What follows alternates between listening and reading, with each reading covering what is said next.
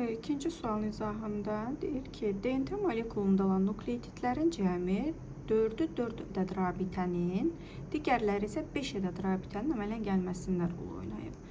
Yəni, burada demək istəyir ki, biz bilirik ki, zəncirin DNT molekulu 2 zəncirlidir. Və 4 ədəd rabitənin əmələ gəlməsində iştirak eləmək üçün bunun kənarlarındakı guanin və sitozin nukleotidi olmalıdır. Çünki guanin və sitozin minimum 4, maksimum 5 rabitənin əmələ gəlməsində iştirak edir. Və kənarları guanin və sitozindirsə, deməli burada adenin və timin yoxdur. Ortadakılar da yenə guanin və sitozindir. Guanin və sitozindən təşkil olunub. Çünki 5 ədəd rabitənin əmələ gəlməsində rol oynayır deyir.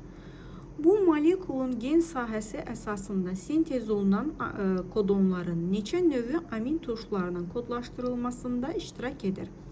Deməli, molekulda adenin və timin yoxdursa, 2 nukleotid var, ancaq 2 növ. 2 üstü 3 bərabər edir 8. 8 növ triplet var.